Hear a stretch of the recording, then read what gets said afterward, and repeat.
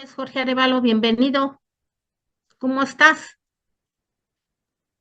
Mira, Estoy hola, ¿qué tal? aquí ¿Qué tal? Muy bien, gracias a Dios. en el ¿Ustedes cómo micrófono. están? Qué bueno, Jorge, aquí vamos a estarte apoyando. Ya sabes que mi nombre es María de Lourdes, para lo que necesites.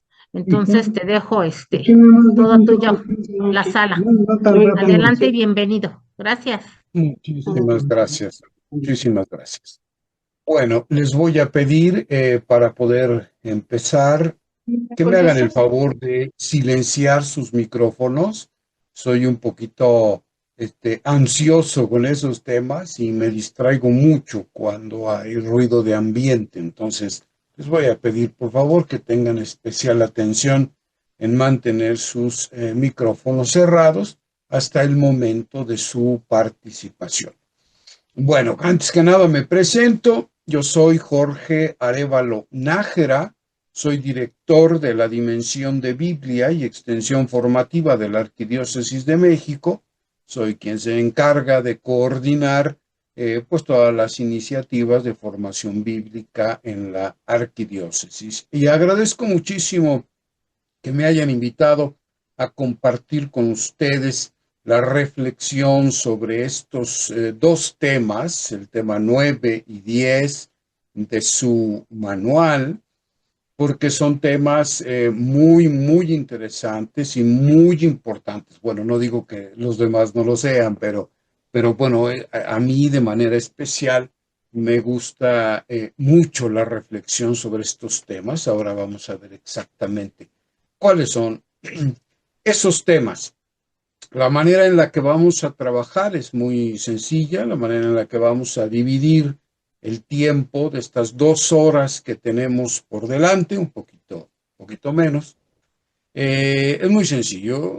Ahora serán más o menos en esta primera mitad, digamos, alrededor de 40 minutos de exposición del tema.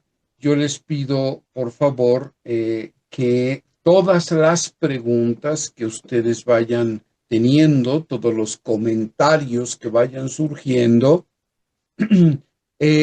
los apunten en un cuadernito que tengan ahí a la mano, en una hojita. En cuanto vayan surgiendo, apúntenlos todos, porque esa será la carnita, digamos, la materia con la cual trabajaremos en la sección, alrededor de 15 minutos, de preguntas. Entonces yo termino mi exposición y tendremos 15 minutos para resolver dudas o reflexionar sobre algún comentario, recibir algún comentario de ustedes, en fin, es muy importante que de manera conjunta reflexionemos para generar conocimiento significativo, un conocimiento que brote no solo de lo que yo diga, sino de su propia reflexión y de la reflexión conjunta. Una vez que terminen esos 15 minutos, tendremos 5 minutitos solamente de pues un brevísimo descanso para estirar un poquito las piernas, tomar un poquito de agua, ir al baño rápidamente, qué sé yo, e inmediatamente después iniciaremos la segunda parte de la sesión, otros 40 minutos aproximadamente, y después otra vez 15 minutos ya para cerrar la reflexión, para recibir otra vez dudas, etcétera, sobre el segundo tema que hayamos visto. ¿Ok?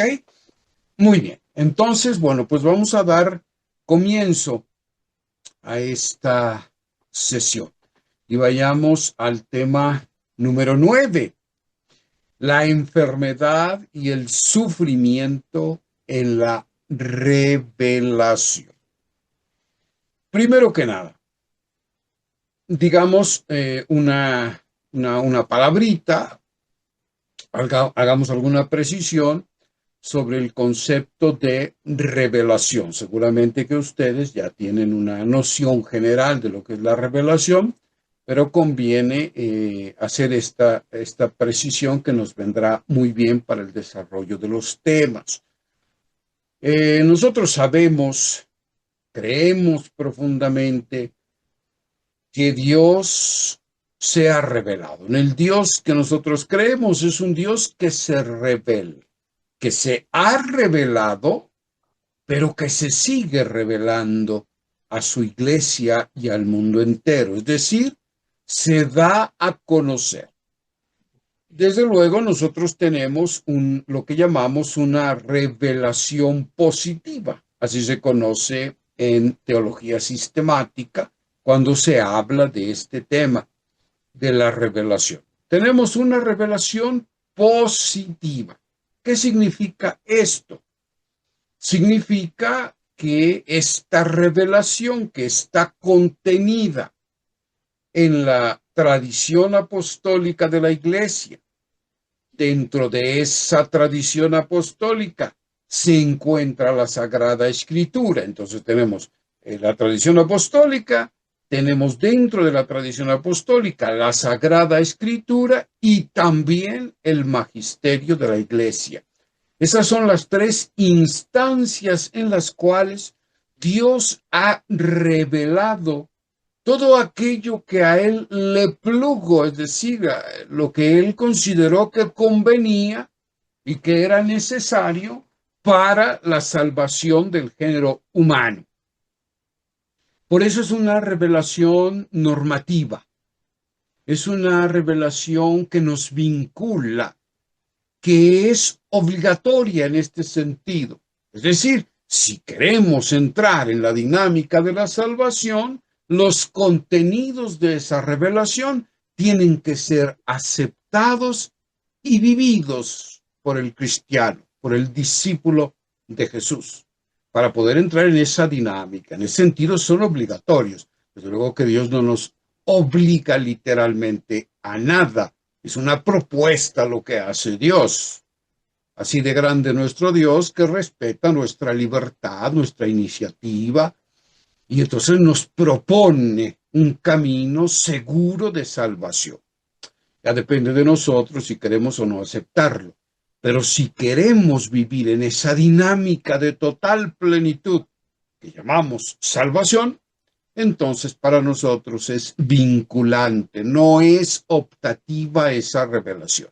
Por eso se llama positiva, ¿ok? También Dios se sigue revelando en el sentido de que sigue ahondando, profundizando, o dicho de manera más correcta, de que Dios sigue comunicándose con nosotros, inspirándonos, iluminándonos, guiándonos para que nosotros podamos, por medio del influjo de su espíritu, seguir profundizando en los contenidos inagotables de la revelación positiva. Dios sigue hablando a su iglesia. Por eso la iglesia es una iglesia sinodal. Es decir, es una iglesia que requiere el discernimiento de todos como iglesia, del discernimiento de los signos de los tiempos para descubrir por dónde Dios quiere conducir a su comunidad. O como dice Pablo, poder vivir siempre buscando la voluntad de Dios, para agradarle a Dios en todo momento. Entonces, por eso Dios sigue ejerciendo su influjo a través de su espíritu para que nosotros sigamos profundizando en los contenidos de esa revelación positiva. Muy bien. Esto entonces en términos generales. Por eso, en temas tan importantes de índole trascendente como lo son el capítulo 9 de esta sesión o de su temario, ¿no? De su manual, el sufrimiento, la enfermedad. Eso es algo con lo que el hombre permanentemente, cuando digo hombre me refiero al ser humano, desde luego, Bueno, el ser humano desde siempre se ha preguntado por el sentido último de su dolor, de aquello que lo aqueja, aquello que lo hace sufrir. El hombre siempre busca una respuesta. ¿Por qué hay sufrimiento? ¿Por qué hay dolor? ¿Por qué? Si Dios es bueno y todopoderoso, ¿por qué existe entonces el dolor y el sufrimiento? Que no son lo mismo, por cierto. Ahora vamos a hacer la precisión de la diferencia que existe entre ambos conceptos. Es muy importante. Bueno, el hombre se pregunta por eso. Y en el quehacer de su iglesia, que es una iglesia toda ella con espiritualidad sanadora, porque esa fue la espiritualidad de su maestro, lo que quiso Jesús de Nazaret, y de hecho lo hizo, fue pasar por este mundo haciendo el bien, sanando de toda dolencia y enfermedad, de todo dolor, de todo sufrimiento, sanando, acompañando, siendo compasivo, misericordioso, consolando los corazones abatidos, ¿no? Eso es lo que hizo Jesús. No entendió su misión si no es desde estas categorías. Entonces la iglesia está llamada a ser como su maestro. Eso no es algo optativo. La iglesia que no tiene, que no ejerce una espiritualidad de sanación, pues simplemente no es iglesia de Jesucristo, ¿no?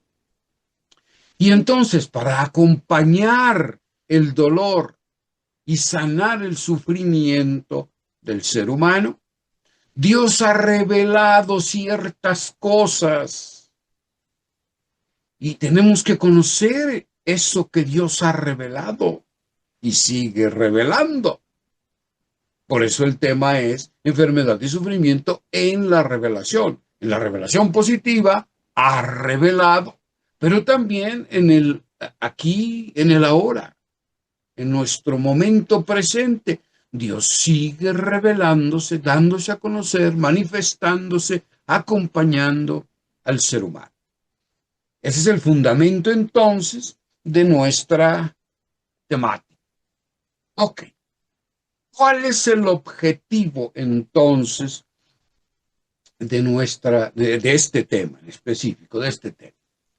Reflexionar. ¿Qué significa reflexionar? No es simplemente hacer un ejercicio intelectual para tratar de entender ciertas verdades. Eso no es reflexionar. Reflexionar, la palabra misma lo dice, significa entrar en uno mismo. Meditar, bíblicamente se utiliza la palabra guardar, así como la Santísima Virgen guardó todas esas cosas en su corazón, ¿no? La revelación que le hizo Dios a través del ángel, la guardó en su corazón, es decir, la atesoró, la hizo suya, la internalizó y desde allí la rumió para poder vivirla y para ir descubriendo su profundo sentido. Eso significa reflexionar. ¿Por qué no vamos a reflexionar sobre cualquier cosa? Vamos a reflexionar sobre la palabra misma que nos ha sido revelada. Y entonces, objetivo, reflexionar sobre la realidad de la enfermedad y el sufrimiento en la Sagrada Escritura y el magisterio de la Iglesia, para sensibilizar y fundamentar la acción pastoral de los ministros extraordinarios de la Sagrada Comunión en su encuentro con los sufrientes y enfermos. Pues ese es el quehacer cotidiano, el quehacer esencial de los ministros, ¿no? De los mesac. Llevar al Señor, llevar la buena nueva. No solo llevar una noticia de carácter meramente intelectual, ¿verdad? Unas ciertas verdades religiosas. No, no es solo eso. Es llevar la palabra, es decir, llevar a Jesús al encuentro con los sufrientes. Y para eso tenemos que conocer la palabra misma que Dios nos ha revelado acerca de estos temas. Muy bien. Demos entonces un paso adelante a la búsqueda de este objetivo. y vamos a empezar disponiendo nuestro corazón con un canto.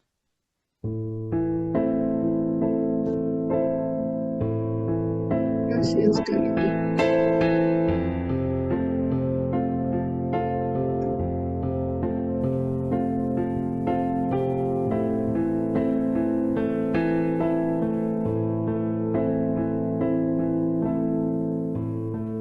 Si pudiera borrar las cosas que enferman tanto mi alma,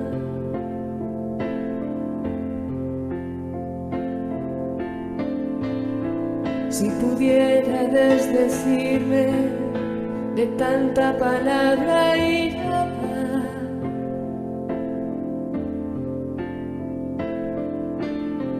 si pudiera deshacer tanto daño como he hecho, si pudiera comprender que un abrazo es un comienzo, ¿Le dices a Sayuri, cariño, que estoy en si un canto? pudiera confiar en tu amor y no en mis fuerzas,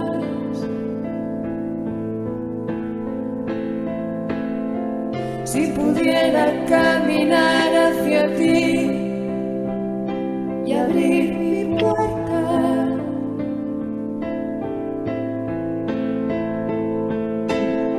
si pudiera descifrar las marañas de mi mente, si pudiera no sentirme tan enferma, tan doliente. Mírame, pues tu mirada me ilumina el corazón. Tócame con tu caricia que bendice mi oración. Estréchame con tu abrazo, álzame, tenme en tus brazos, acompáñame por siempre y no temeré el cansancio. Guíame, dame tu mano para no perder la senda, muéstrame con tu presencia la belleza de esta tierra. Cúrame con tu amor, límpiame, sana mi vida, cantaré tu desmesura cada uno de mis días.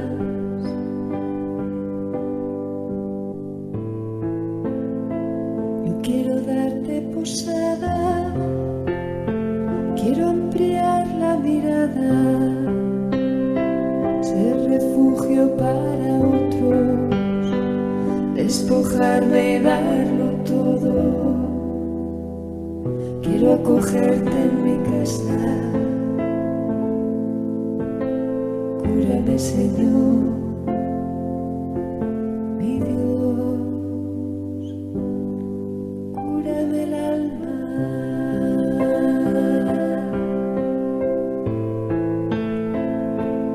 Cúrame el alma.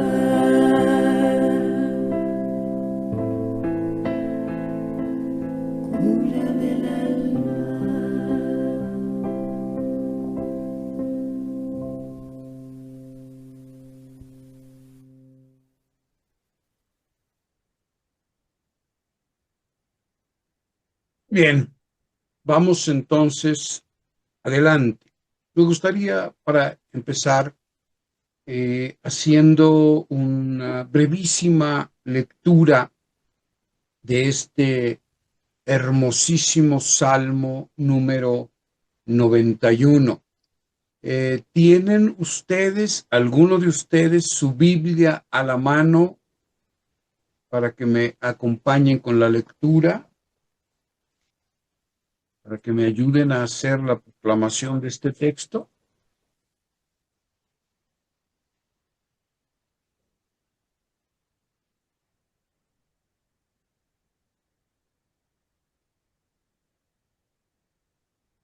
¿Tienen la Biblia a la mano o no? Sí, Jorge. Adelante, por favor. Gracias. Tú que habitas al amparo del Altísimo y resides a la sombra del Omnipotente, dile al Señor, mi amparo, mi refugio, mi Dios en quien yo pongo mi confianza. Él te librará del lazo del cazador y del azote de la desgracia. Te cubrirá con sus plumas y hallarás bajo sus alas un refugio. No temerás los medios de la noche, ni la flecha disparada del día, ni la peste que avanza en las tinieblas, ni la plaga que azota el pleno sol. Aunque caigan 1000 hombres a tu lado y 10,000 a tu derecha, tú estarás fuera de peligro. Su lealtad será tu escudo y armadura. Basta que mires con tus ojos y verás cómo se le paga al impío. Pero tú dices, mi amparo es el Señor. Tú has hecho del Altísimo tu asilo. La desgracia no te alcanzará, ni la plaga se acercará a tu tienda, pues a los ángeles les ha ordenado que te escolten en todos tus caminos. En sus manos te habrán de sostener para que no tropiece tu pie en alguna piedra. Andarás sobre víboras y leones, y pisarás cachorros y dragones. Pues a mí me escogió, lo libraré, lo protegeré, pues mi nombre conoció. Si me invoca, yo le responderé, y en la angustia estaré junto a él. Lo salvaré, le rendiré honores, alargaré sus días como lo desea, y haré que pueda ver mi salvación. Palabra del Señor. Alabamos, Señor. Te alabamos, Hermosísimo Señor. este salmo.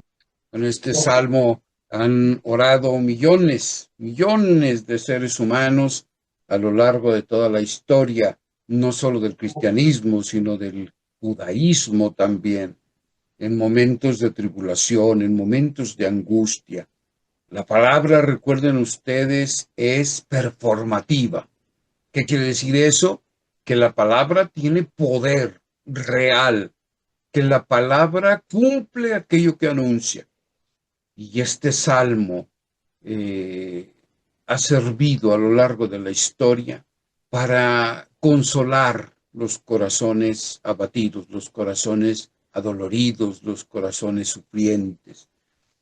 Y me parece que no hay una mejor manera de empezar a reflexionar sobre el misterio del dolor y el sufrimiento humano, sino es a partir de este maravilloso texto bíblico.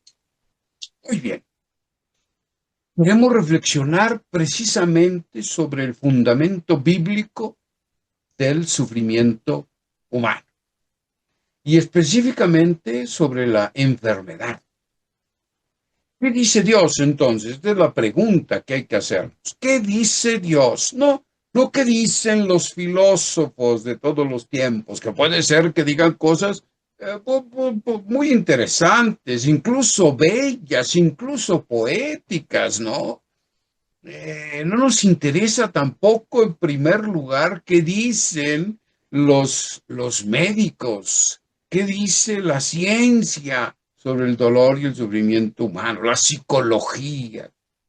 Nos interesa sobre todo qué dice Dios acerca de este misterio, que dice en su revelación. ¿Es el sufrimiento y la enfermedad humana un castigo de Dios? Porque a lo largo de la historia muchas veces se ha entendido así, en el marco de la fe, el dolor y el sufrimiento. Es decir, se busca una explicación lógica en el marco de la fe y entonces uno dice, ¿no? Bueno, si hoy estoy adolorido, si me aqueja un dolor de cualquier tipo, pues entonces debo interpretarlo en el marco de la fe como algo que es permitido por Dios o incluso, dicen algunos, algo que es mandado por Dios, no solo permitido, mandado por Dios, para darme alguna especie de lección, alguna especie de aprendizaje, para acrisolarme, ¿verdad? Para purificarme, en fin. O sea, o un castigo de Dios o una medida pedagógica, terapéutica para obtener un bien mayor.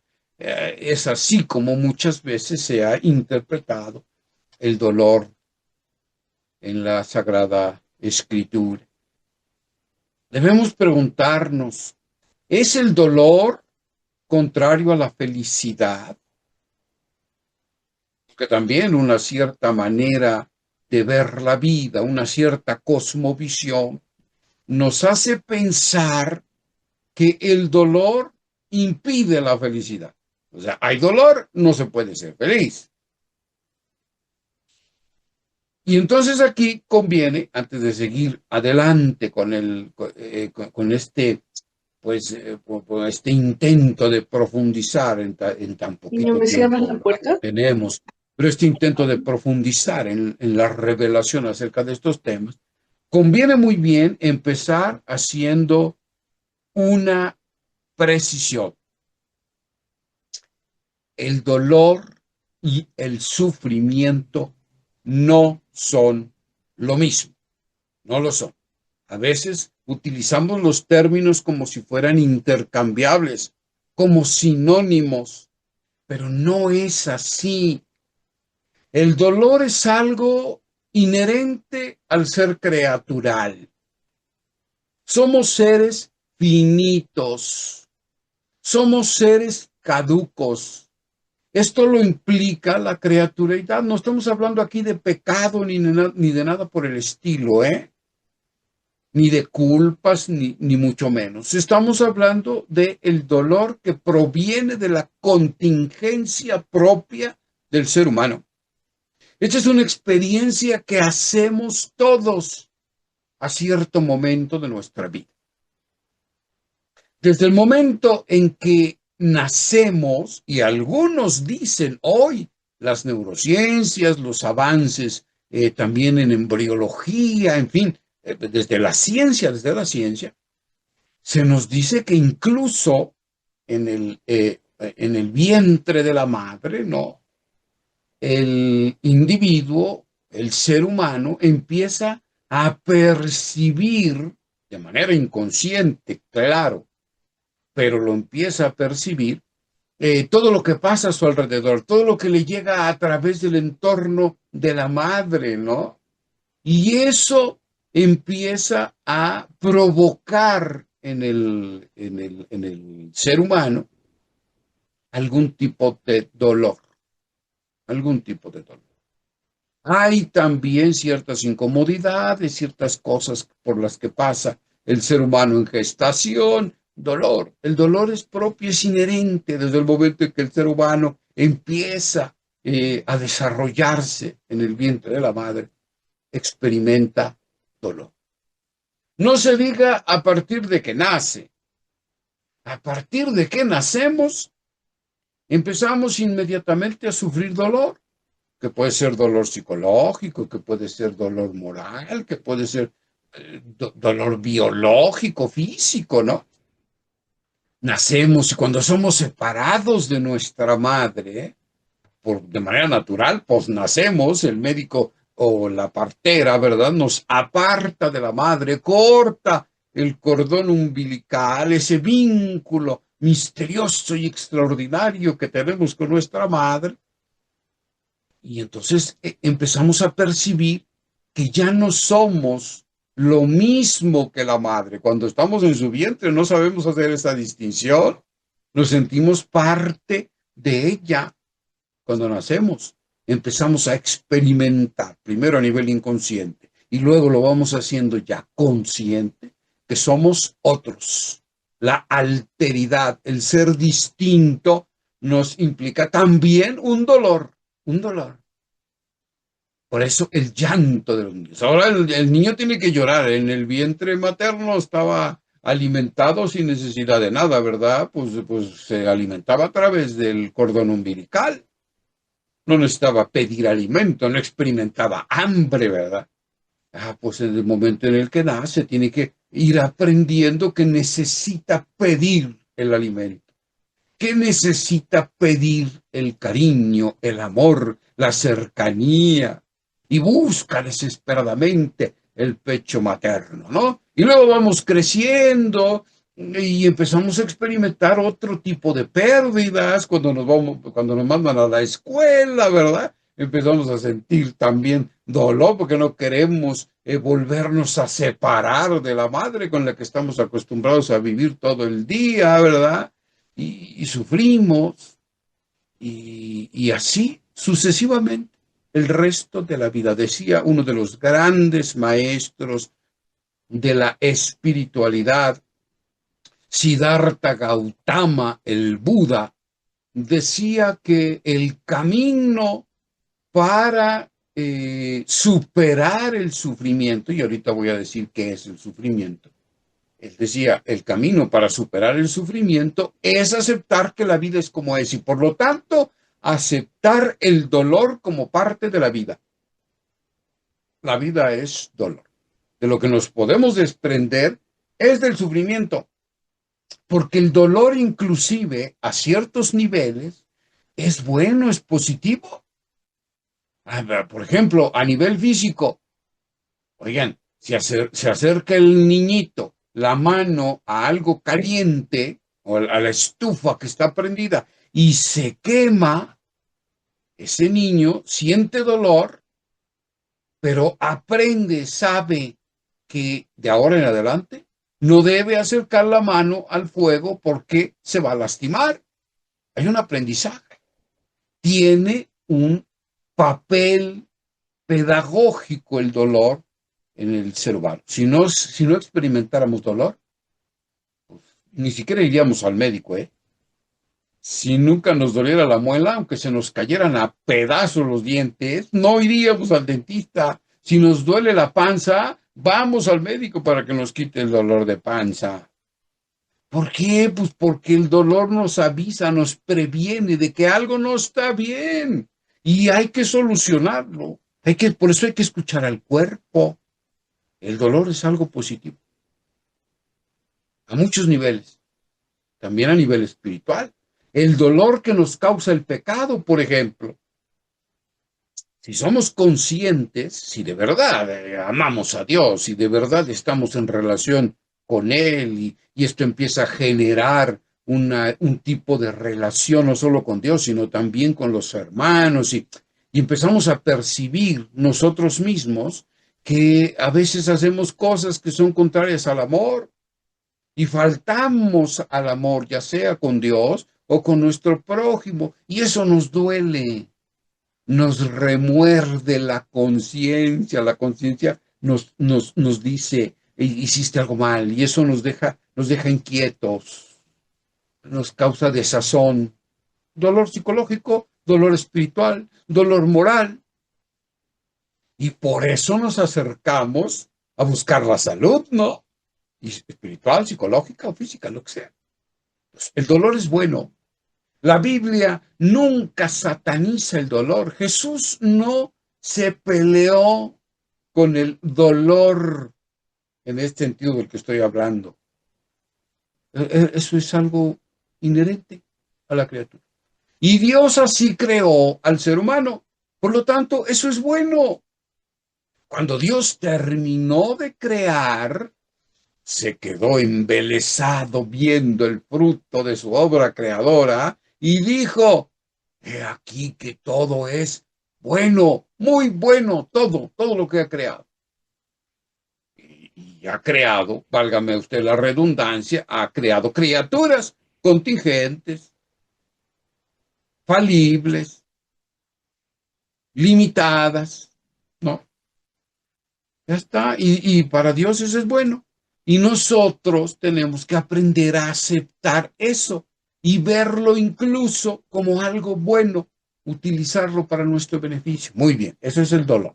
El dolor no tiene que ver nada con el pecado, no tiene que ver con ningún castigo. Si nos enfermamos, Dios no es que nos haya mandado el dolor de panza. Si ocurre un accidente en el que no tenemos ninguna culpa, bueno, pues el dolor que ese accidente nos provoque, sea cual sea, no tiene nada que ver con una intervención de Dios que nos quiso castigar o que nos quiere dar una lección para que aprendamos, para acrisolar nuestra fe. No tiene nada que ver con eso. Eso lo ha revelado Jesús de Nazaret. Forma parte de su revelación.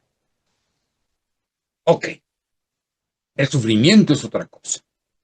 El sufrimiento brota del pecado. El sufrimiento sí que brota del pecado. La causa del sufrimiento, según la Biblia, es el pecado. Y entonces conviene decir una palabra sobre el pecado.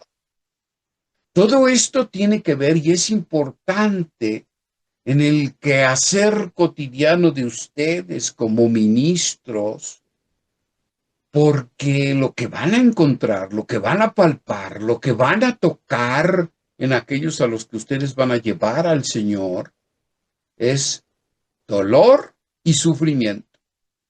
Y entonces enseñarle, dice el Señor Jesús, dice, la verdad os hará libres. Entonces, una de las cosas que ustedes tienen que hacer es enseñarles la verdad sobre estos temas a sus enfermitos. No que les vaya a dar una clase de teología, pero de algún modo comunicarles que su dolor no tiene nada que ver con un castigo de Dios, que no es un rechazo de Dios, que no es una prueba que Dios les está poniendo, que es propio de ser humano y ya está, sin problema, el dolor. Pero también se van a topar con el sufrimiento. Y el sufrimiento sí es algo que puede ser erradicado con la gracia de Dios, con su palabra poderosa, porque Dios no quiere que el hombre sufra, ni quiere que sufra. Contra el sufrimiento peleó Jesús toda su vida. Peleó contra el sufrimiento. Dio su vida para que el ser humano no sufra. Tan es así que su muerte es el vencer, su muerte y su resurrección son la manera de vencer al pecado, al sufrimiento, al pecado y al sufrimiento, y a la muerte, no a la biológica, a la muerte espiritual. ¿Qué es el pecado entonces? Digamos una breve palabra sobre el pecado. El pecado es así en singular, y me estoy refiriendo al pecado al que está haciendo alusión la imagen que tienen ustedes en pantalla, el famosísimo pasaje de la serpiente que dialoga con Eva y que luego la pareja primordial se come el fruto del árbol, que por cierto no era una manzana, pero esta manzana está re bonita, ¿verdad que sí? Bueno, el fruto del árbol de la sabiduría, etcétera. Bueno, todo ese pasaje nos habla de un pecado primigenio que nosotros llamamos original, ¿no? Es un dogma de la Iglesia Católica, el pecado original. Pero hay que entender bien el pecado original. El pecado no es la transgresión de una norma, como si Dios, te dijera, bueno, ahí están vamos a ponerle 10, ¿verdad? ¿Para qué le ponemos 10 mandamientos? Ahí está. Y entonces, pues hay que irle chequeando, ¿verdad? Todos los días de cumplir con cada uno de esos mandamientos, o más bien no transgredir ninguno de esos mandamientos. No matarás. Pues hoy no maté a nadie, ¿verdad? Ya está, ya cumplí. Pero si por algún motivo, pues mato a alguien, ya está, pues ya pequé. La transgresión contra el mandamiento, contra el precepto, es una consecuencia del pecado original. Es una consecuencia. ¿El pecado original en qué consiste? En desoír la palabra de Dios. Dios le dice a la mujer, ¿no? Al ser humano, pues, porque ahí Eva representa al ser humano. Pues Adán y Eva representan como pareja a la humanidad. Lo que le está diciendo Dios a la humanidad es, de todos los árboles que hay en este jardín maravilloso, ustedes pueden comer, pero no comas del fruto de este árbol del bien y del mal, de la sabiduría. Eso es la sabiduría. el discernimiento entre lo que es bueno y lo que es malo. No comas de su fruto. Es decir, no te hagas sabio en tu propia opinión. Escúchame a mí, escucha mi palabra, que yo te iré mostrando lo que es el bien y lo que es el mal, para que tú puedas desde tu libertad hacer un discernimiento y caminar por los caminos de la plenitud y la felicidad, y no los de la muerte. Es lo que le ha dicho Dios al ser humano.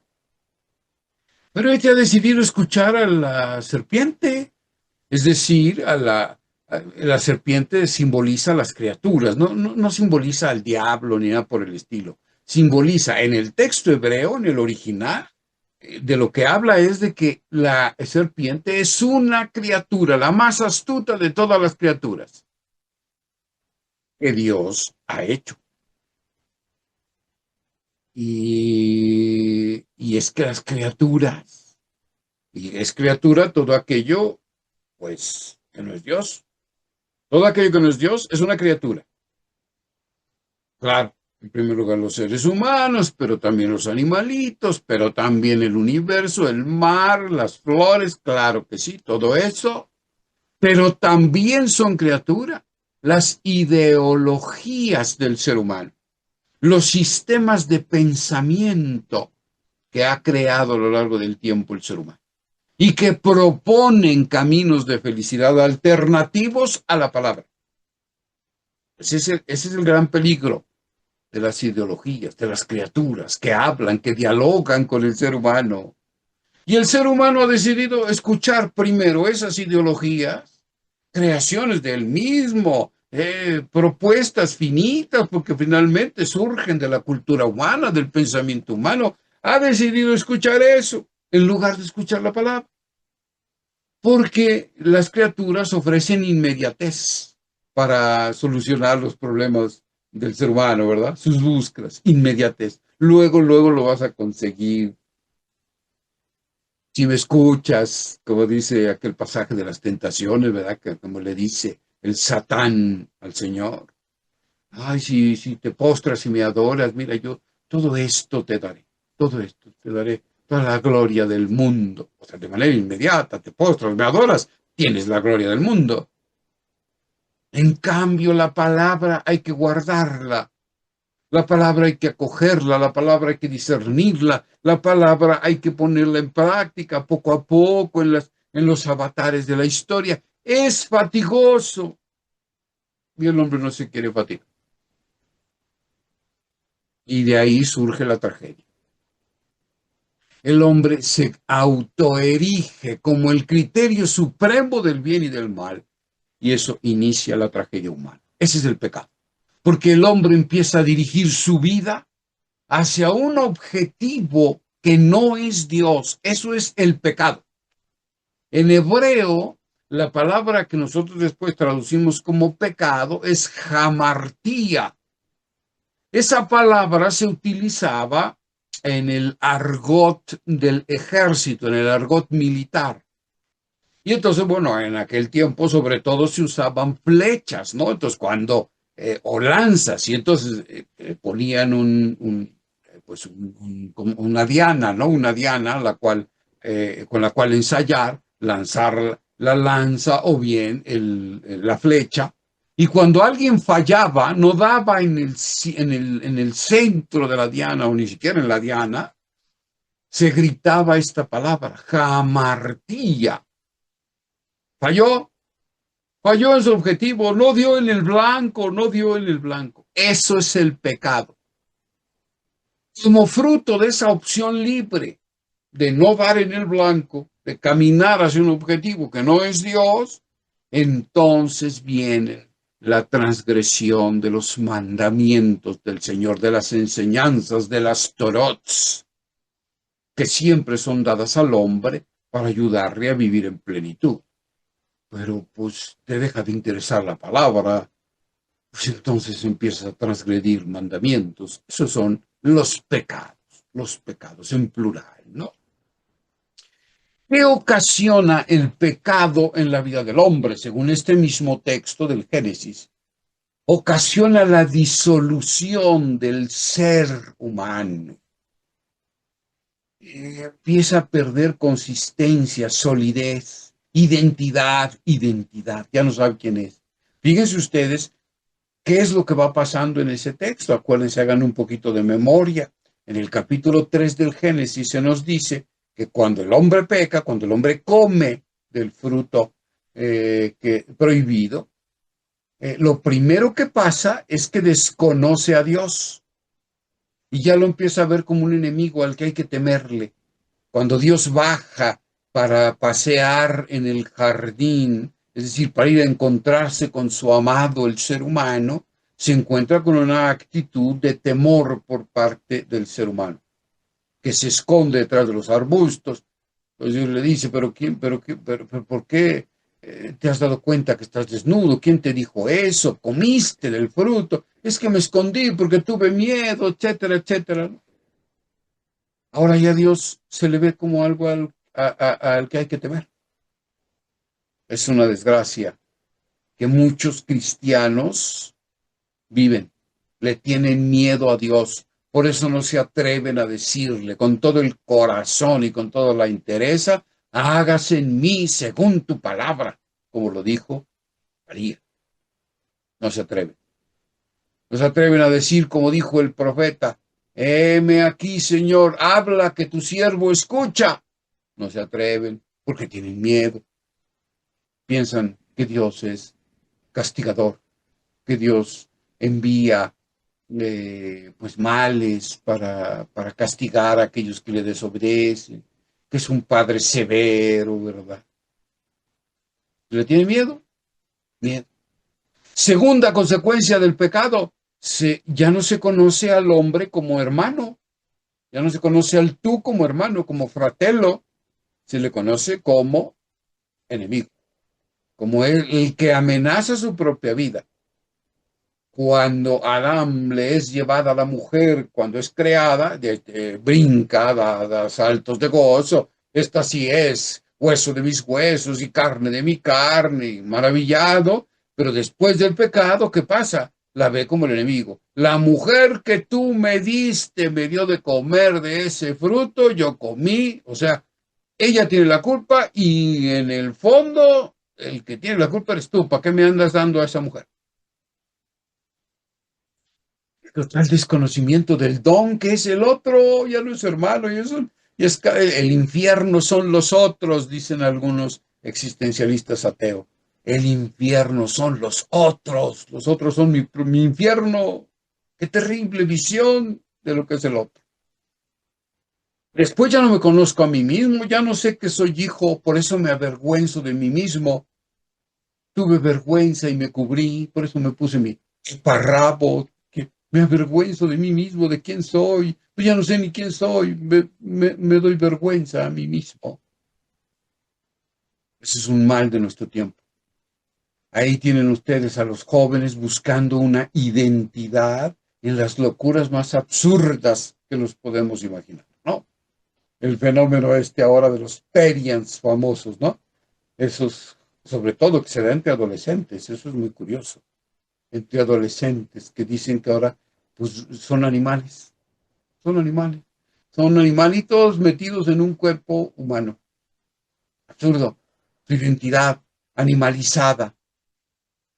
Eso es fruto del pecado. Es fruto del pecado. Okay. Y finalmente, pues hay un desconocimiento de la profunda relación que tenemos con el cosmos.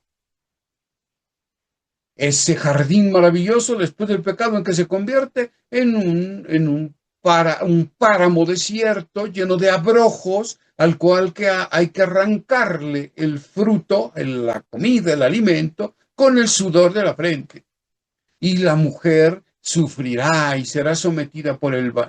¿Se dan ustedes cuenta? Hay una espiral de violencia, de involución, de destrucción de la unicidad original. El pecado es una tragedia.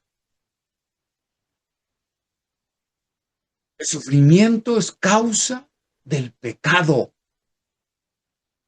Por eso el sufrimiento es erradicado por Dios, es combatido por Dios, por Jesús. Jesús vino a librarnos del sufrimiento, no del dolor. Sufres, Jesús puede liberarte del sufrimiento. Claro, por eso les digo, hay que hacer la distinción entre el dolor y el sufrimiento. Dios no quita dolores mágicamente, ¿verdad? Pero sí puede convertir el dolor en espacio de liberación, en espacio de salvación inclusive. Dios no es entonces el causante del mal, no lo es. En ninguna de sus formas. Ni lo permite, ni lo envía. Esa idea es totalmente enemiga de la plenitud humana. Mete al hombre en una espiral de sufrimiento y de culpa que son totalmente ajenas a la buena noticia que es y que trajo Jesús de Nazaret. ¿Cómo ve la Biblia la enfermedad, el dolor y el sufrimiento? Hemos dicho ya, Dios no castiga al pecador con el sufrimiento. Eso tenemos que afirmarlo de principio a fin. Pero en la Biblia se utilizan las enfermedades como símbolo de actitudes espirituales negativas que causan sufrimiento al ser humano. Por eso Jesús se la pasó sanando enfermedades. La ceguera, por ejemplo, fíjense cómo todas las enfermedades están unidas unas con otras, fíjense. La ceguera es símbolo de ¿qué? De la incapacidad del ser humano para ver la realidad como es, para ver la verdad. Y la verdad es Jesús de Nazaret. Para el cristiano, la verdad no es un concepto. La verdad es una persona, y esa persona se llama Jesús de Nazaret. La ceguera es la incapacidad de ver la vida, de descubrir la verdad, como nos la revela Cristo. Cristo es como el colirio, como la solución, digamos, la medicina con la cual la persona puede volver a ver las cosas como son. El pecado es una incapacidad de ver la realidad como es. El pecado hace ver que veamos la vida de forma distorsionada.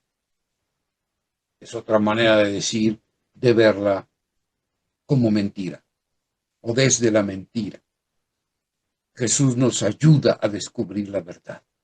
Por eso todo aquello que no está acorde con Jesús y su revelación, con Jesús y su proyecto, es mentira, es mentira.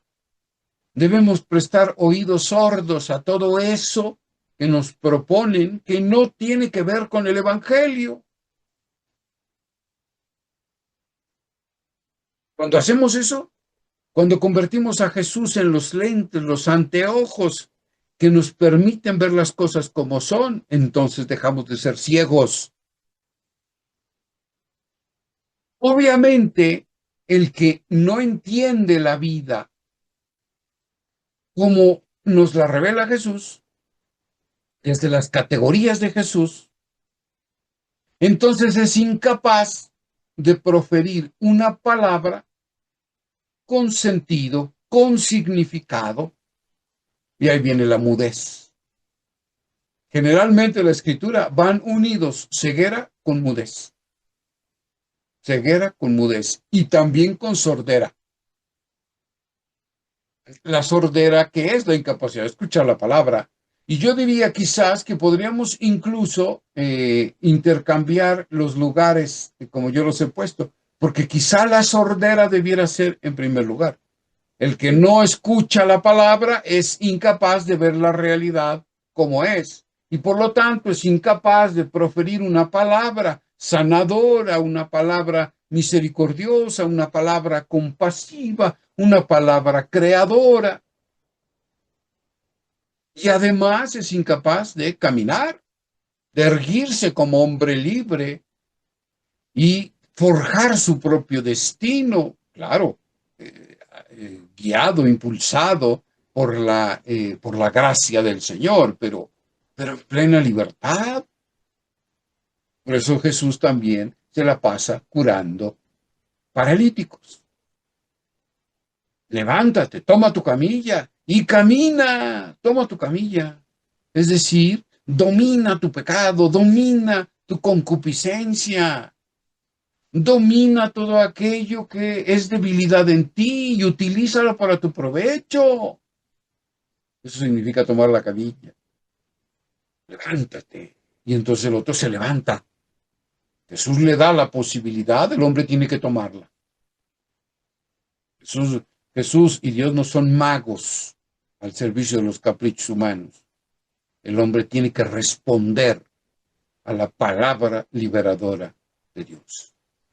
Y la lepra también, ¿es símbolo de qué? Pues es símbolo de toda exclusión, porque la lepra, lo primero que provocaba en el ser humano era la exclusión. El que estaba leproso en esa sociedad no cabía. Los leprosos eran enviados fuera de las murallas de la ciudad, en Jerusalén, y allá vivían como animales, y se les daba un poco de comida, pues ya cuando cuando el día estaba acabando, entonces se les sacaban los restos de comida, y ahí se los dejaban y se cerraban las puertas, y se escuchaba cómo bajaban de las montañas los leprosos con aquel cencerro, eso que utilizan las vacas, lo tenían que utilizar los leprosos para que sonara cuando caminaran y la gente escuchara y se alejara de por donde iba a pasar un leproso. Jesús sana leprosos porque los devuelve, los reintegra al mundo relacional, a la sociedad. Todo aquel que no escucha la palabra, entonces es ciego, entonces es mudo, entonces es paralítico y entonces es leproso. Fíjense cómo es como una cascada de consecuencias terribles que todo parte de la no escucha de la palabra. Interesantísima la forma en la que la Biblia habla sobre la enfermedad. Las curaciones son signos de la presencia real del reinado de Dios. Por eso Jesús se pasó curando gente, como signos de la irrupción del reinado de Dios en la historia humana. La Iglesia, ¿qué nos enseña en su tradición apostólica? ¿Qué nos enseña la Iglesia sobre el dolor humano? Sobre todo, hay muchos textos que hablan de esto y que nos ayudarían, pero uno que yo les recomiendo mucho que ustedes lean, si es que no lo conocen, léanlo con mucha calma, es un texto pequeñín pero luminoso de San Juan Pablo II, la carta apostólica Salvifici Doloris. La Iglesia nos enseña el valor salvífico que el dolor humano tiene si es asumido desde la fe en Cristo. El dolor es asumido por Cristo. El dolor es asumido por Cristo y convertido en experiencia de salvación. No estoy diciendo el sufrimiento. El sufrimiento lo erradica Dios, lo destruye Dios. El sufrimiento no libera, el sufrimiento no redime, el sufrimiento no salva.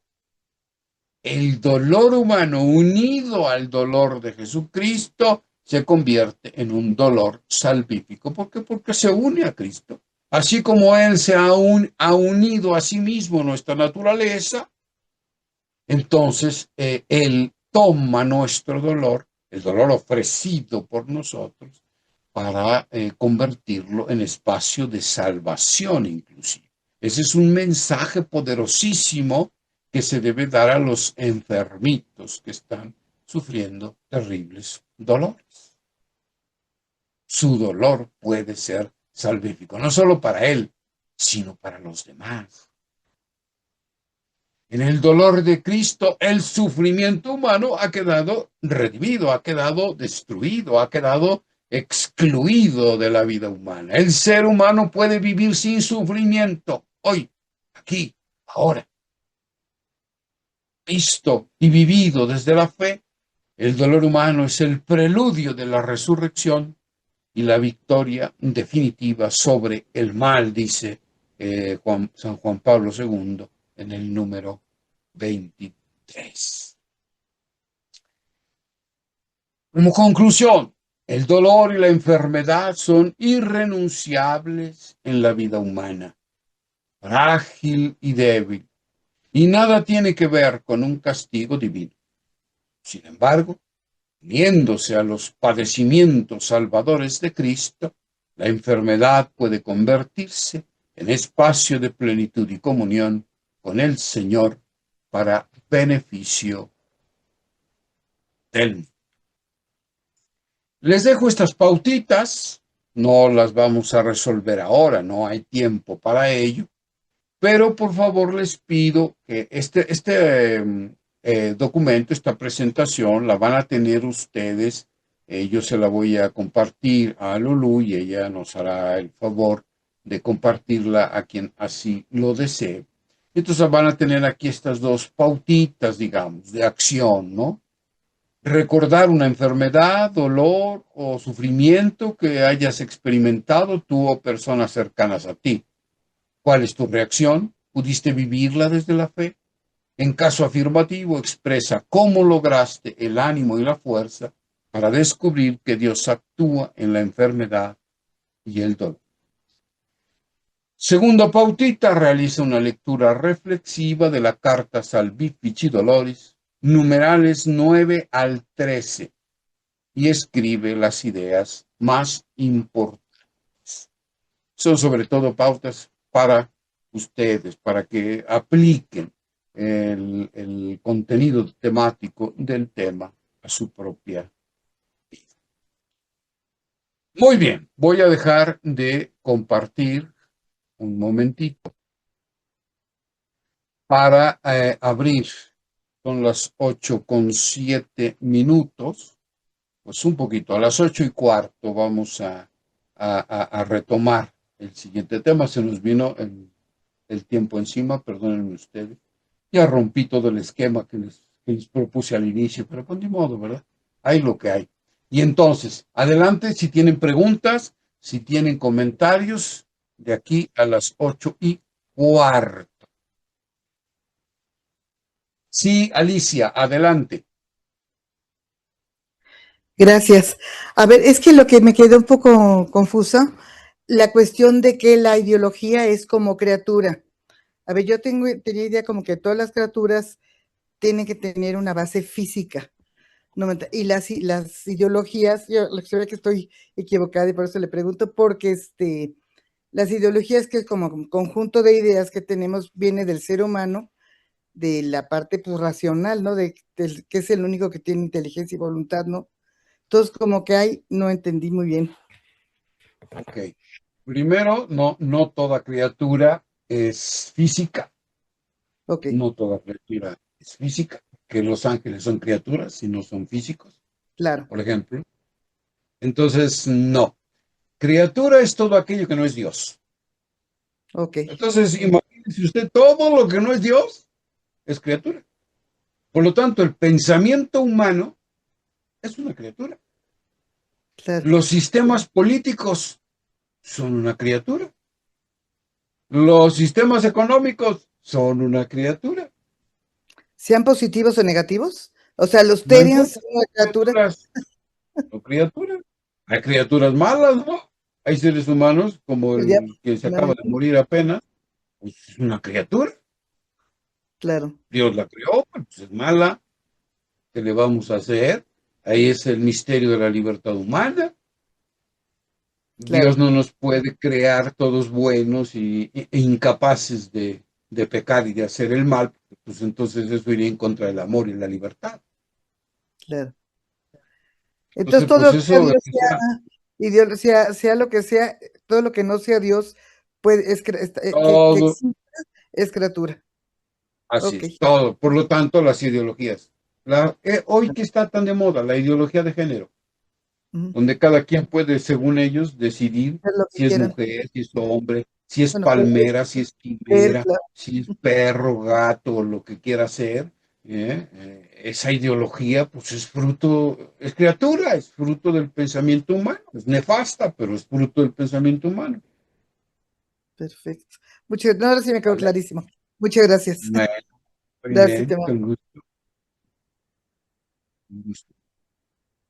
¿Alguien más tiene alguna pregunta sobre este tema? Javier Reyes, adelante.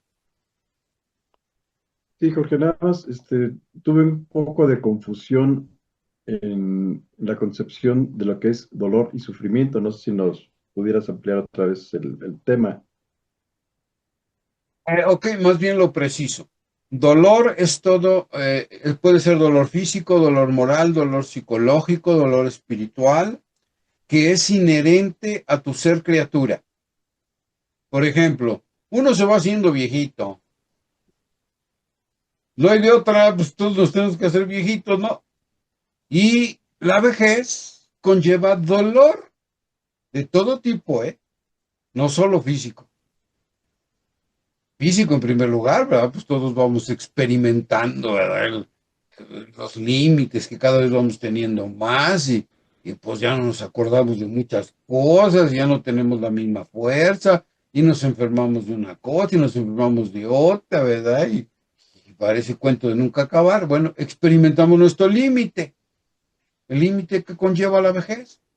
No tiene que ver nada con el pecado, ni con la voluntad de Dios, nada, nada. Somos criaturas y por eso sufrimos a nivel físico. Pero también la vejez nos trae otro tipo de dolores. Por ejemplo, cuando los hijos ya no están, ya se fueron. Y entonces nosotros nos quedamos solitos. No sé, perdemos a nuestros seres amados, o porque se fueron o porque se murieron. Los perdemos. Y eso nos causa dolor. No tiene nada que ver con el pecado, no tiene nada que ver con la voluntad de Dios, nada, nada que ver. Es algo propio de la vida, de nuestro ser contingente y criatural. Eso es el dolor. El sufrimiento brota del pecado. Por ejemplo, cuando nosotros la muerte, en lugar de verla como parte natural del proceso de nuestra vida, y como el pase, digámoslo así, o el impasse que nos lleva a la vida definitiva en Cristo, la vemos como una tragedia, la vemos como algo malo, como algo que nos quita la paz, como un castigo de Dios o como un castigo del universo, como quieras verla. Eso te causa sufrimiento y eso es fruto del pecado. Porque nosotros vemos así la muerte, porque estamos distorsionados en nuestra capacidad de ver las cosas como son. Para Dios, la muerte biológica no es ninguna tragedia, es algo bueno, es algo bueno, pero nosotros lo vemos así por nuestro pecado. Eso nos causa sufrimiento. O cuando en lugar de amar a los seres humanos, otro ejemplo, amamos a nuestra esposa, amamos a nuestros hijos, pero en lugar de amarlos desde la libertad y en el lugar y la proporción que les corresponde, los convertimos en ídolos de nuestra vida, en la razón de nuestra existencia. Ocupan en nuestro corazón el lugar de Dios. Cuando eso sucede y perdemos a esas personas, porque las vamos a perder, o sea, tarde o temprano, ¿eh? Y vemos eso como una tragedia horrible, perdemos el sentido de la vida, nos queremos suicidar, nos metemos en nuestra casa y ya no queremos salir de allí, ya no queremos celebrar ni la Pascua de Jesús, ni la Navidad, ya no tiene la vida sentido, ya me tiro ahí, ya no quiero comer, ya me lleno de depresión. Ese sufrimiento es fruto del pecado. Porque no seguimos las enseñanzas de Dios que nos previene contra la idolatría. Todo lo que es fruto del pecado causa sufrimiento en el corazón humano. ¿Qué? ¿Es la diferencia entre dolor y sufrimiento?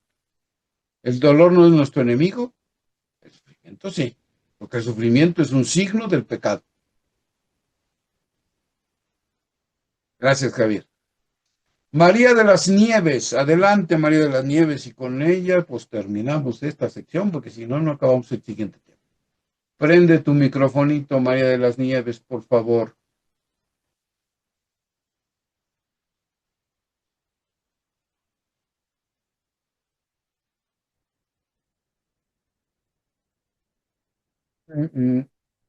No, sigue en rojo y tachado tu micrófono. Tienes que picarle ahí eso, ya lo activaste.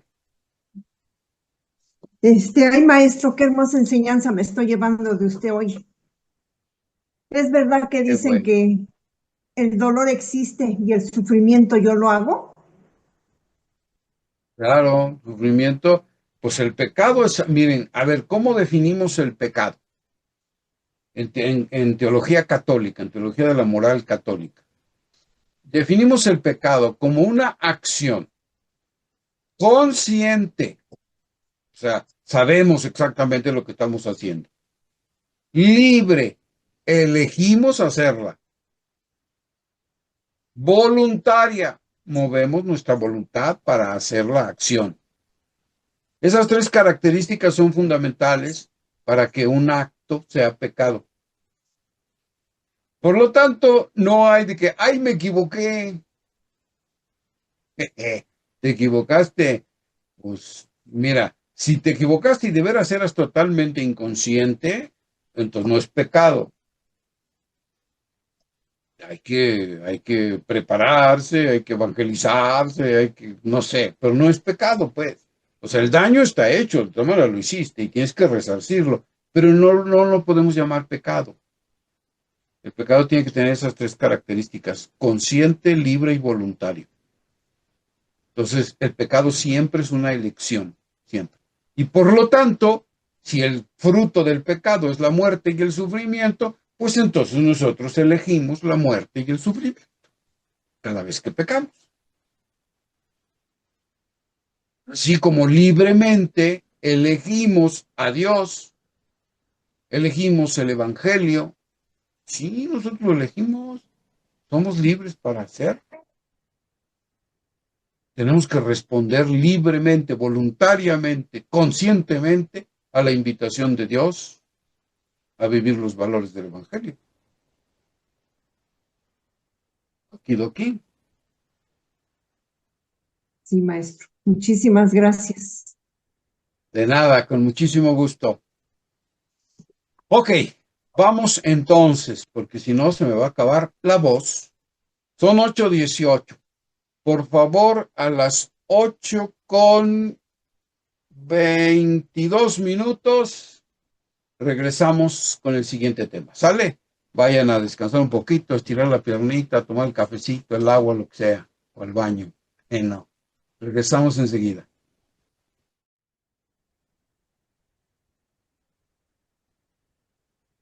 Muy bien. Bueno, pues vamos a continuar con nuestro siguiente tema. Jesús hace presente la salvación y la iglesia prolonga su presencia. Es decir, ¿cuál es la continuidad entre la acción liberadora, salvífica, sanadora de Jesús y su comunidad? ¿Cuál es la continuidad? Y eso es algo muy importante porque la iglesia, en una imagen muy bella y muy evocadora de San Pablo, cuando habla de la iglesia, Pablo dice que la iglesia es el cuerpo de Cristo.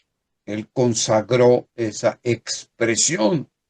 Cristo es la cabeza, la iglesia es el cuerpo. ¿Y eso qué significa? Pues que la iglesia es la forma de hacerse presente de Cristo en el mundo. La iglesia es sus manos, con sus manos sanadoras, sus manos reconciliadoras, sus manos misericordiosas, las manos que tocaron enfermos, leprosos, que curaron ciegos, paralíticos. Es sus pies, son sus pies. La iglesia son sus pies. La iglesia es la que lleva a Jesús a lo largo de los tiempos por todo el mundo. Por eso decimos que la iglesia prolonga su presencia. Es muy fuerte la imagen que utiliza Pablo. Es muy fuerte, pero también muy esclarecedora de cuál es nuestra identidad como discípulos, como iglesia. ¿Para qué nos llamó Jesús? ¿Para qué nos convocó? ¿Qué quiere con nosotros? No solo qué quiso cuando la fundó, sino qué quiere con nosotros hoy, ¿qué quiere? Ah, sí, dime, Aranza, levantas la manita, dime por qué.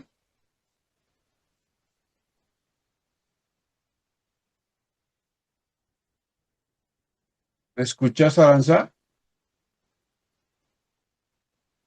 Bueno, a ver, díganme ustedes, porque yo ahorita no veo absolutamente a nadie y necesito saber si me están escuchando bien y si están viendo adecuadamente la presentación. Sí, muy bien. Sí, sí se ve y se escucha. Se escucha y se ve. Ok, excelente, muy bien. Vamos para adelante, pues. Entonces, vamos adelante con este tema. ¿Cuál es nuestro objetivo aquí en este tema?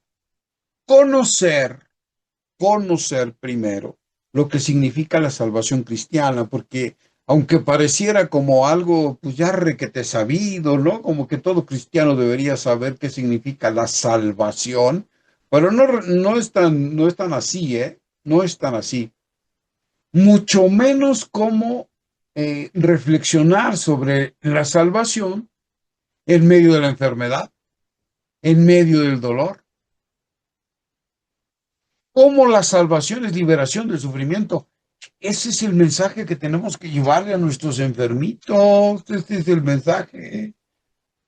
Y no es nada más algo mágico para llevarle ahí el cuerpo de Cristo, pero la gente se queda como sin algo más reflexivo que interiorizar y unir a la presencia de nuestro Señor, ¿no? O sea, a su presencia real, verdadera y sustancial.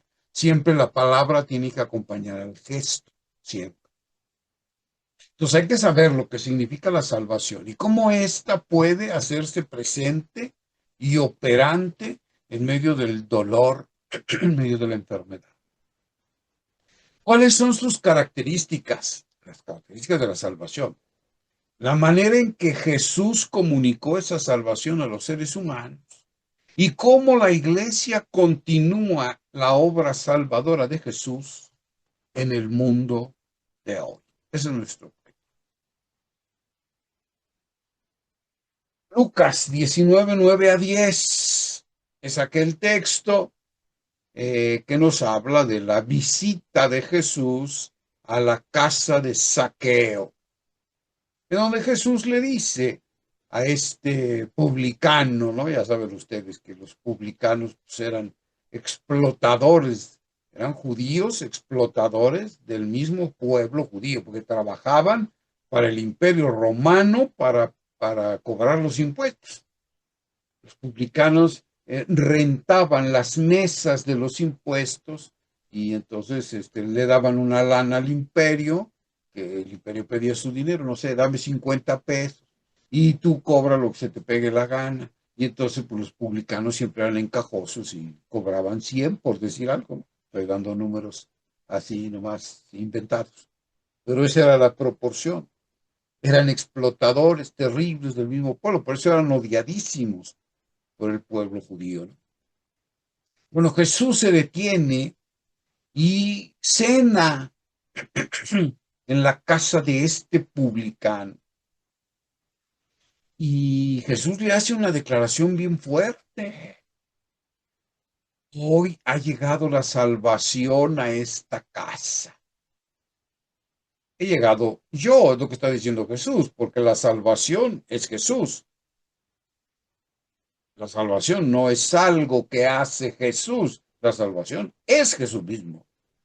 Entras en contacto con Jesús, te relacionas con Jesús, te haces amigo de Jesús, discípulo de Jesús, seguidor de Jesús, y entonces estás en contacto con la salvación. Eres salvo.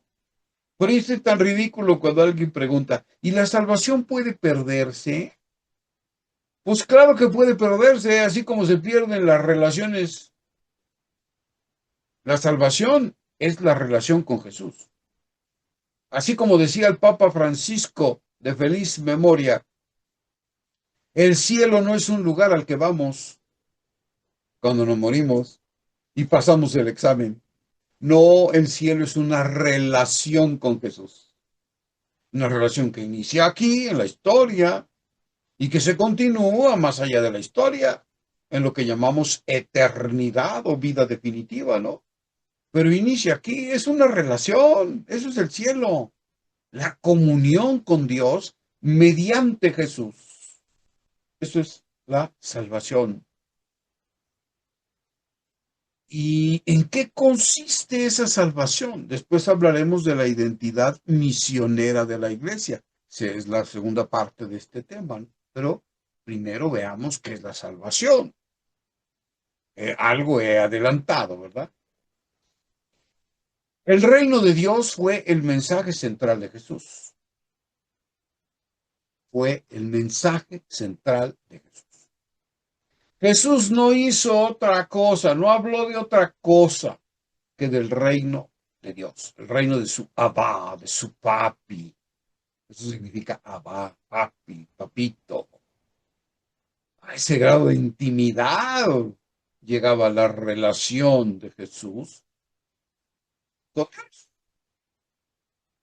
Era su papi, con toda la ternura y cercanía que esto significa. Abba, de hecho, es la primera palabra que pronuncian o que aprenden los niños judíos.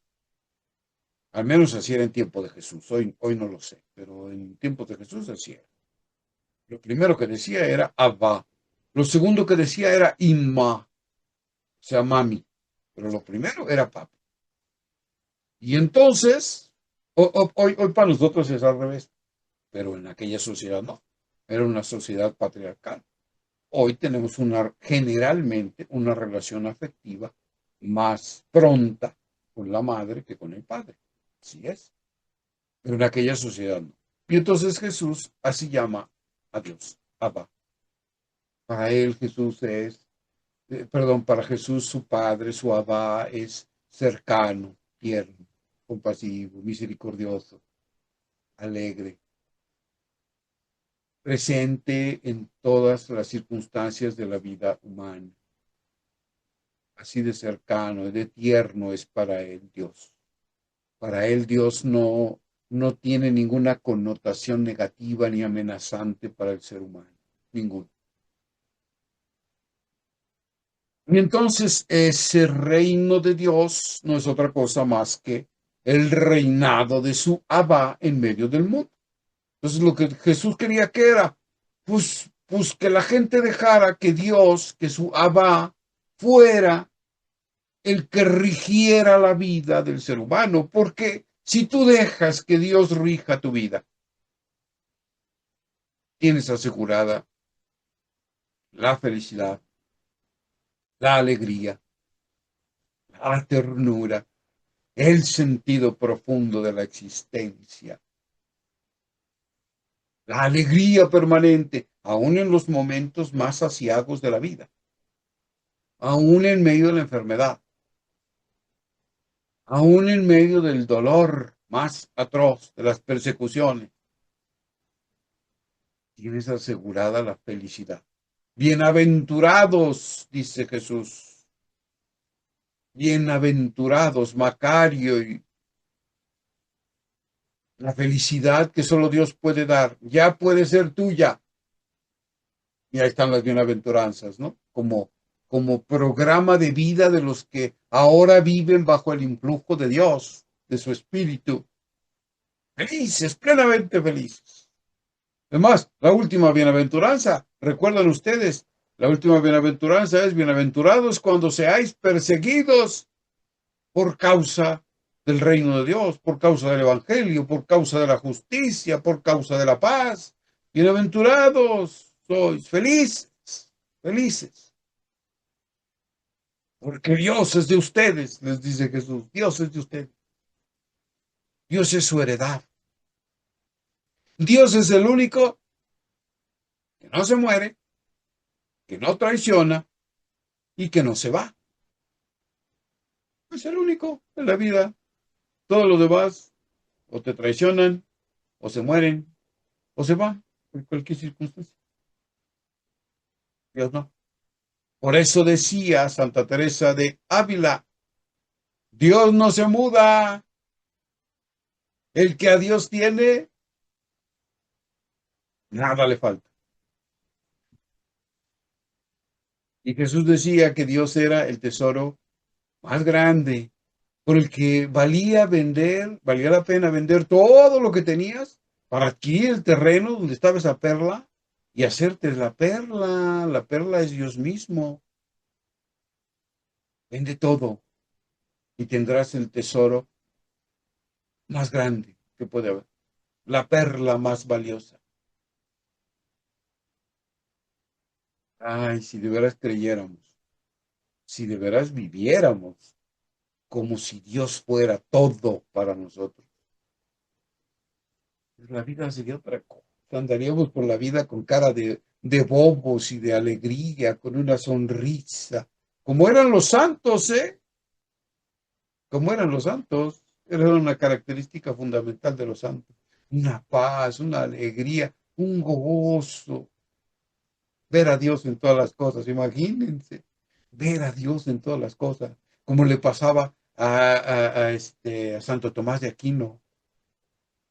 De pronto, caminando por la huerta, veía una rosa y se quedaba perplejo, maravillado. Se perdía observando a Dios en la rosa.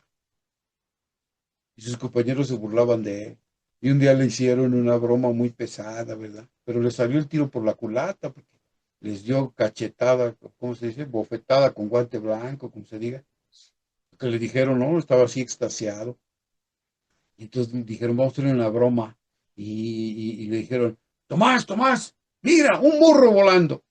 Inmediatamente volteó Tomás hacia el cielo, ¿no? Y se burlaron de él.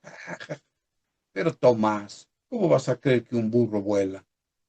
Y Tomás les dice, con profunda sabiduría, prefiero creer que un burro vuela a que un hermano mío mienta. Ah, tremenda la respuesta de Santo Tomás, ¿no? Se extasiaba viendo todo, viendo en todo a Dios. Imagínense, eso es el reino de Dios. Eso es dejar que Dios sea tu rey. Eso es dejar que Dios sea tu rey. Dios es el único rey que se hace tu servidor. Estamos muy acostumbrados a pensar que nosotros somos los servidores de Dios. Y pues es cierto, o sea, somos sus servidores. ¿Para qué estamos en la vida si no es para servirlo a Él y a su proyecto, no? Pero Dios también es nuestro servidor. Él lo quiso así. Utiliza palabras bien fuertes, el evangelista Juan.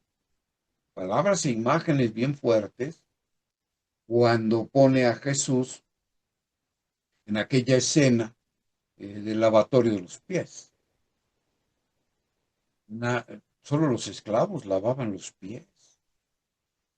Solo los esclavos. Lo que está diciendo Jesús en esa escena con su acción es: me pongo al servicio de los hombres. me pongo a su servicio. Dice el texto, los amó hasta el extremo.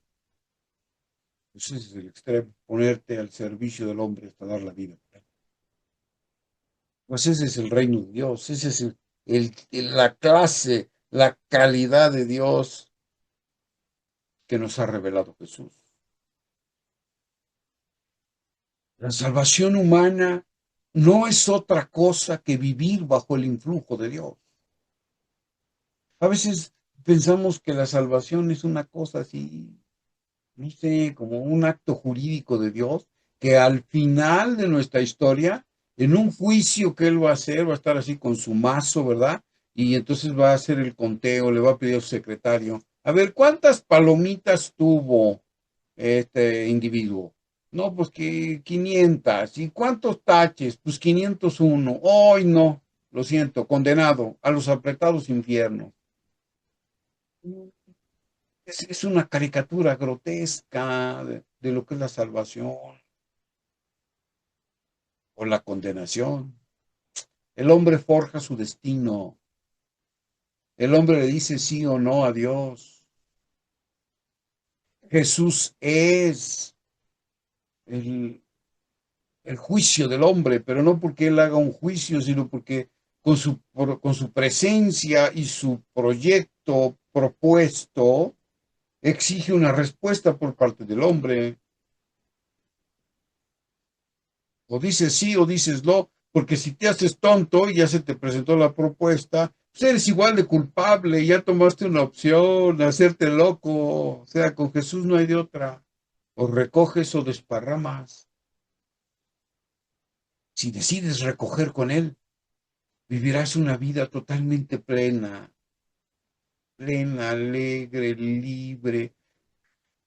Bueno, no hay palabras para describir ese tipo de vida. Es lo que se llama en los evangelios la vida definitiva. O vida eterna, pues, pero pues es que luego nosotros a veces entendemos la vida eterna como una vida que nunca se va a acabar. Nos vamos a ir allá al cielito y vamos a seguir siendo igualitos, nomás que eternamente, ya sin sufrir nada, ni un dolor de muela, ni de panza, ni nada, felices, y eternamente vamos a vivir. No, a eso no se refiere el término vida definitiva o vida eterna. Significa vida totalmente plena, con una plenitud que nos inimaginamos, pues. Eso es la salvación. Pero a esa salvación, a ese tipo de vida, pues hay que aceptarla, porque es un don de Dios, es una gracia del Señor. Y entonces lo primero que tenemos que hacer, pues, es reconocer el pecado, el propio pecado, e iniciar un proceso de conversión. Es reconocer nuestras faltas al amor, porque en el fondo el pecado es eso, ¿no? Dice Timoteo que Dios es amor. Y las cartas de Juan definen a Dios como amor. Dios es amor. El que ama está en Dios y Dios en él, dicen las cartas de Juan. El que ama está en Dios y Dios está en él porque Dios es amor. Es la definición por excelencia de Dios. ¿Quién es Dios? Dios es amor. Dios es amor. Y entonces el pecado es una falta al amor, ya sea directamente a Dios, ya sea a nuestro hermano. Porque resulta que en el cristianismo no se puede tener una relación con Dios si no es a través de la relación con el hermano, por cierto.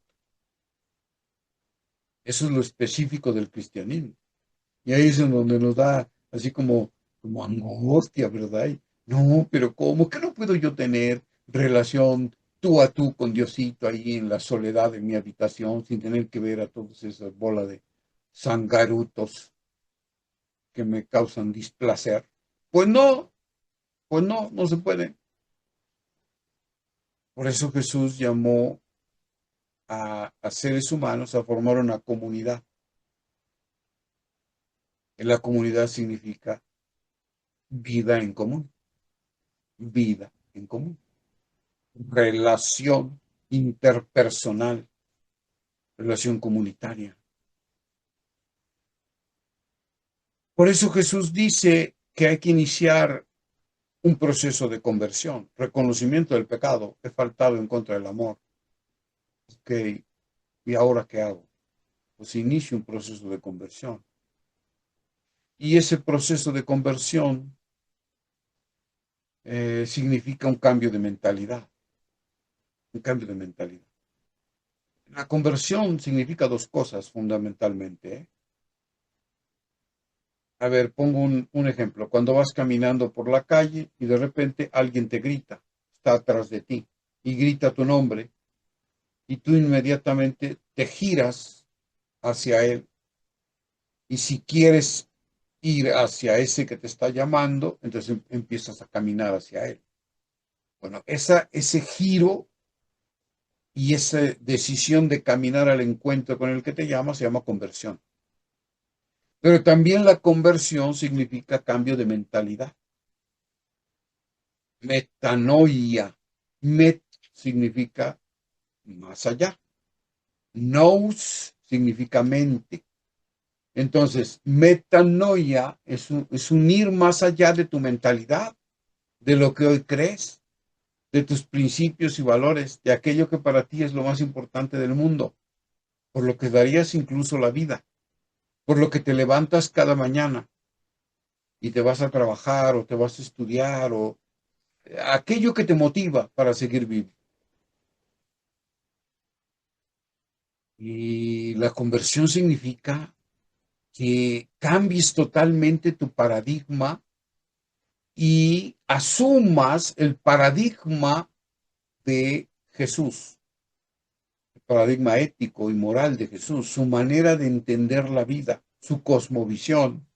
Dice Pablo algo muy bonito. Dice Pablo que hay que tener incluso no solo la mente de Jesús, o sea, no solo la manera de pensar de Jesús, de entender el mundo que tiene Jesús, sino también sus sentimientos. Es decir, aquello que provoca una reacción en él. Hay que tener los mismos sentimientos de Jesús, sentimientos de compasión, sentimientos de misericordia, sentimientos de perdón. Manera de entender la vida, la realidad, pero también los mismos sentimientos. La salvación de Jesús, la salvación que es Jesús, opera en los 4 ejes relacionales humanos. El ser humano está formado o está constituido de tal modo que se va desarrollando y va siendo en 4 ejes relacionales. La relación con Dios, la relación con el tú, con el otro, con el prójimo, la relación consigo mismo y la relación con el cosmos. 4 ejes relacionales. Esos ejes relacionales, ¿se acuerdan cuando hablamos del pecado? Esos ejes relacionales están deformados, están destruidos por el pecado. La relación con Dios se ha roto. Ya no vemos a Dios como nuestro amado, como nuestro amigo. Ya lo vemos como un enemigo, ¿no? Entonces, ¿qué hace Jesús? Restaurar esa relación, devolvernos la imagen auténtica de su Padre, para que podamos relacionarnos con Él. Por eso Él nos enseña que cuando oremos, digamos así, ¿no? En el Padre Nuestro, Jesús utiliza la palabra Abba. Ustedes cuando oren digan así: Abba nuestro, papi nuestro, papi de todos. Fíjense qué maravilla. En el Padre Nuestro, Jesús dice, primero, reconoce a Dios como tu Abba, no como un Dios castigador, como un Dios lejano, como un Dios impositivo, que solo te manda cosas y reglas y normas. No, descúbrelo como tu Abba cercano, misericordioso, que juega contigo, que te acompaña, que se ríe contigo, pero que también llora contigo. Eso es fundamental.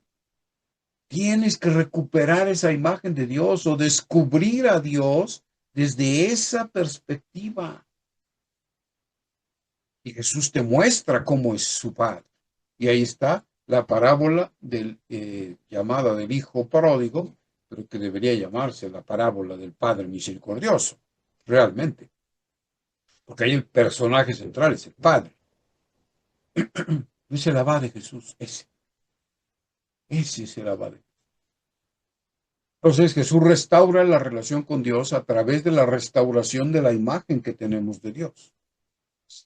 Segundo, Jesús dice, todos vosotros sois hijos del mismo Padre, del mismo Abba, y por lo tanto sois hermanos, todos iguales. No hay superiores ni inferiores, todos son iguales. El otro es tu hermano, el otro es tu prójimo, tienes que hacerte cercano a él, tienes que involucrarte con él, tienes que bajarte de tu caballo y atender sus heridas, involucrarte en la vida, en los sufrimientos del otro, para paliarlos, para ser misericordioso con él, para hacerle la vida más amable, porque el otro es tu hermano, no es alguien ajeno a ti. Además, para relacionarte con Dios, tienes primero que tener una buena relación con los demás, una relación fraterna. Jesús sana la relación con el tú. Jesús sana también la relación contigo mismo.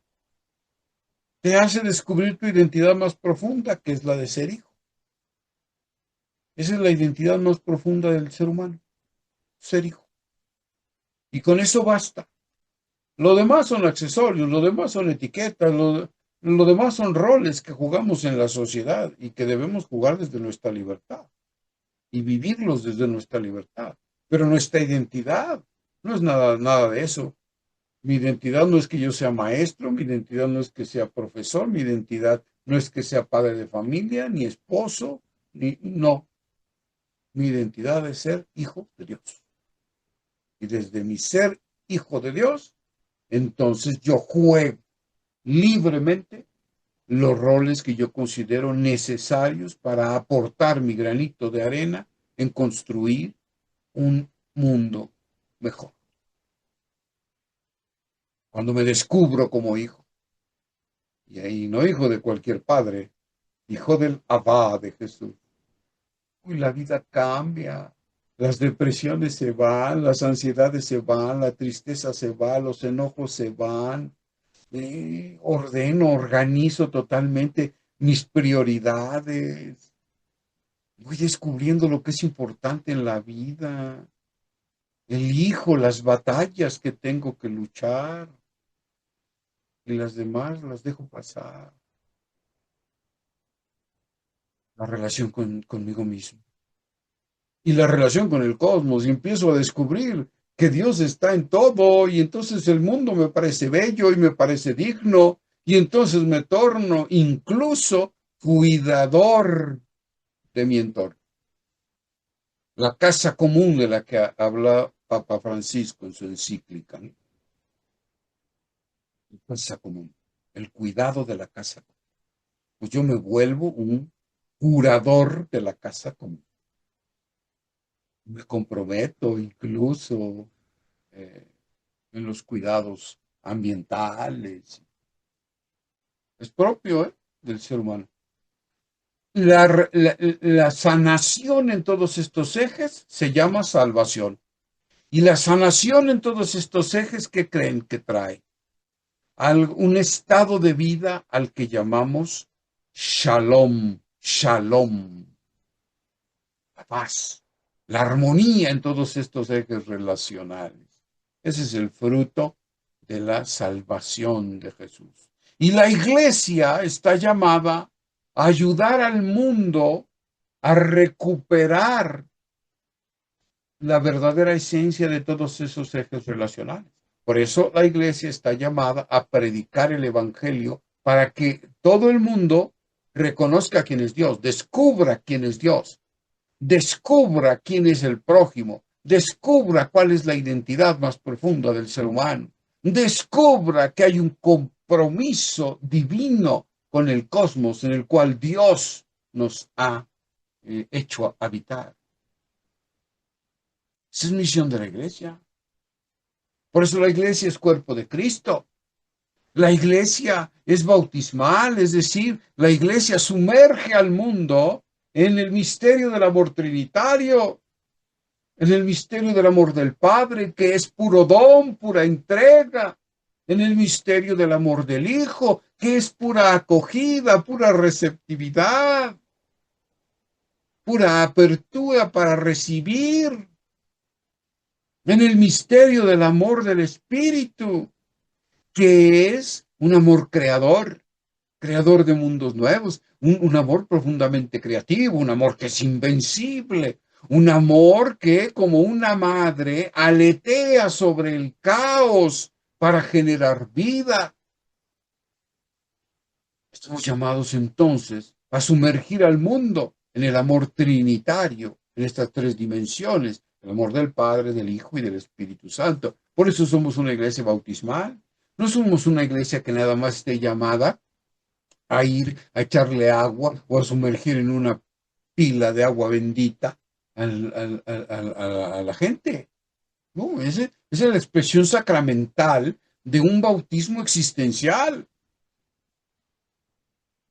Un bautismo, una forma de vivir nosotros, vivir de tal modo que el mundo se vea sumergido en el torrente infinito del amor de Dios. Una iglesia reconciliadora, es decir, una iglesia que va por el mundo siendo generadora de paz, de paz. Reconciliar significa reunir, unir en la fraternidad al mundo. Que el mundo descubra que son hermanos.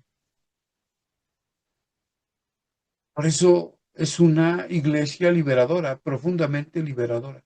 Liberadora de toda ideología alienante, liberadora de toda mentira, liberadora de toda esclavitud, liberadora de toda alienación. Alienación significa que el hombre ya no sabe ni quién es. Eso significa estar alienado. No sé ni quién soy, no sé quién es el otro, no sé quién es Dios, no sé qué es el mundo, no sé nada de nada, vivo en pura mentira. Eso es estar alienado. De eso la iglesia tiene que liberar a la humanidad. Como conclusión, la salvación que Cristo ha traído a los hombres es una experiencia de libertad, de plenitud en todas las dimensiones relacionales de la vida, y somos enviados por Cristo, como su cuerpo, a continuar en el mundo su obra salvadora, liberándolo de las falsas y perniciosas imágenes de Dios y de los hombres que tanto sufrimiento han causado y siguen causando. Les propongo estas dos pautas de acción que expresen con sus propias palabras lo que significa la salvación en su vida, lo que ha significado la salvación en su vida, no choros mareadores, lo que significa la salvación en su vida. Y cómo han experimentado la salvación en los 4 ejes relacionales de los que habla el tema. ¿Qué hace falta que Dios salve en esas áreas de su vida? Muy bien. Bueno, pues yo con esto termino mi participación. Y pues si les parece bien, dejamos 5 minutitos, no más, porque ya estamos muy cerca de las 9, por si tienen alguna pregunta o algún comentario que hacer.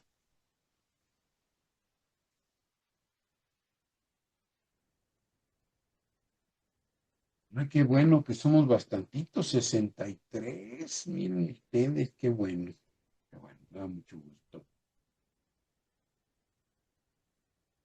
Bueno, pues no, ¿verdad? Parece que todo quedó claro como el agua prístina de un pozo no en la ciudad, ¿verdad? Sino allá en la campiña. Ok, Alfonso, dinos.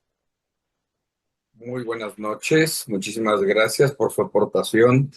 Y me llama la atención que hace poco platicaba yo con mi párroco.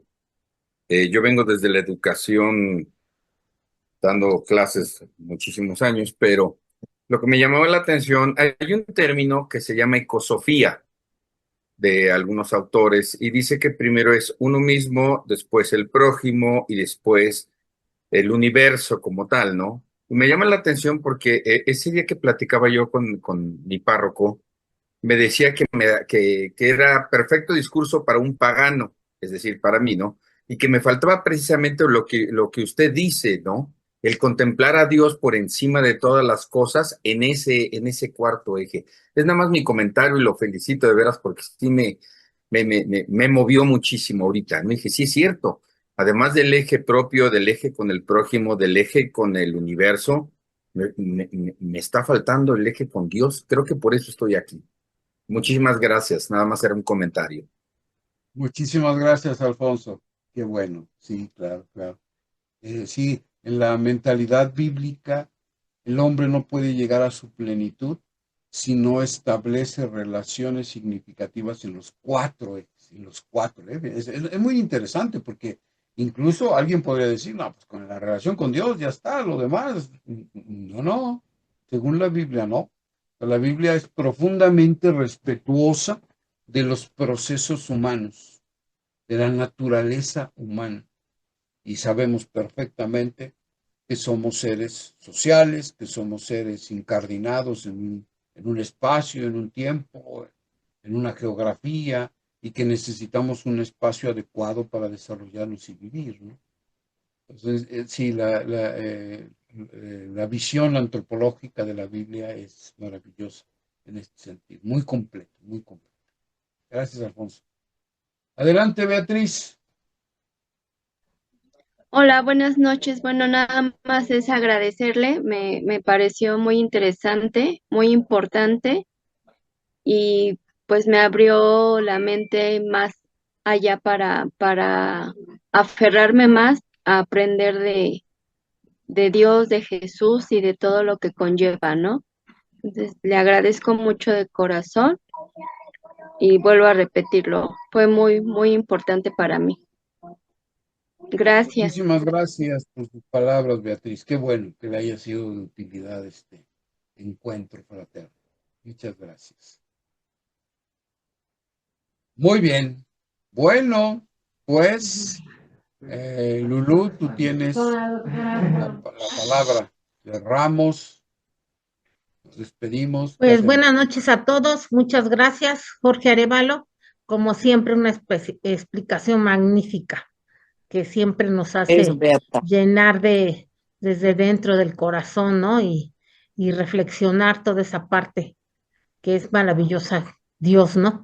En este emprendimiento, ¿no? A nuestro ministerio. Te lo agradezco mucho, Arévalo, y pues buenas noches a todos. Esperemos que te sigamos viendo en en algunos otros cursos o clases que nos faltan todavía. Gracias, hasta luego. Claro que sí. Muchas gracias a todos. Y muchas gracias. También la grabación, por cierto, La grabación. Muchas gracias por todo. Grabando y yo les comparto el link. Bueno, cuídense mucho. Gracias, buenas noches. Buenas noches. Gracias, buenas